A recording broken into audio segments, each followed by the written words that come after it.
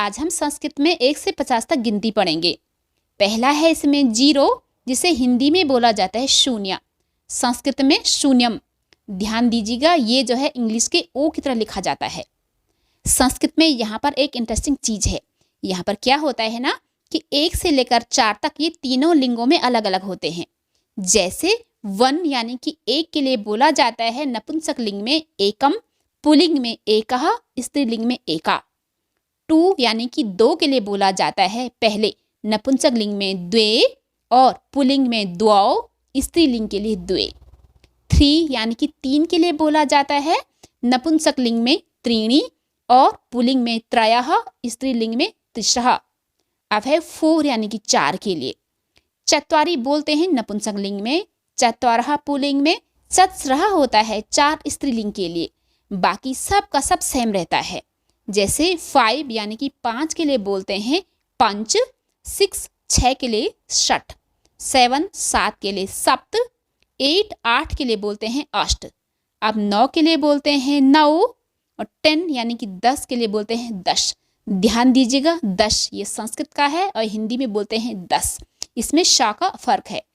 अब 11 यानी कि 11 के लिए बोलते हैं एकादश, 12 12 यानी कि द्वादश, 13 13 त्रयोदश और 14 14 के लिए बोलते हैं चतुर्दश, 15 15 के लिए पंचदश, 16 16 के लिए बोलते हैं षोडश और 17 17 के लिए बोलते हैं सप्तदश, 18 18 के लिए बोलते हैं अष्टादश, 19 19 के लिए एकोनविंशति और 20 यानी कि 20 के लिए बोलते हैं विंशति।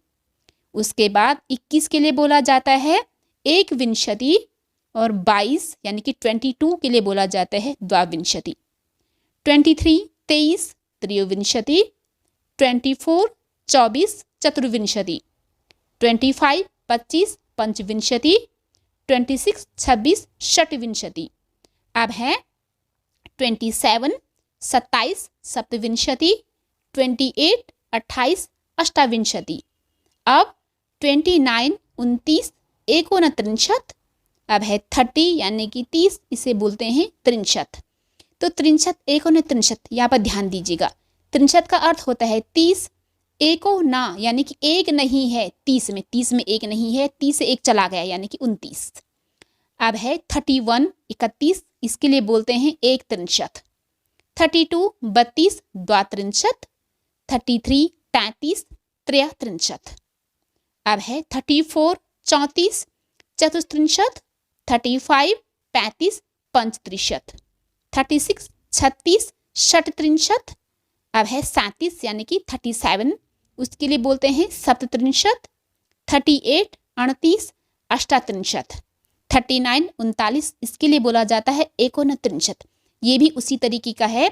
चत्वारिंशत् होता है 40 यानी कि 40, तो उसमें एक नहीं है, एक प्लस ना चत्वारिंशता एक नहीं है 40 में से यानी कि 39।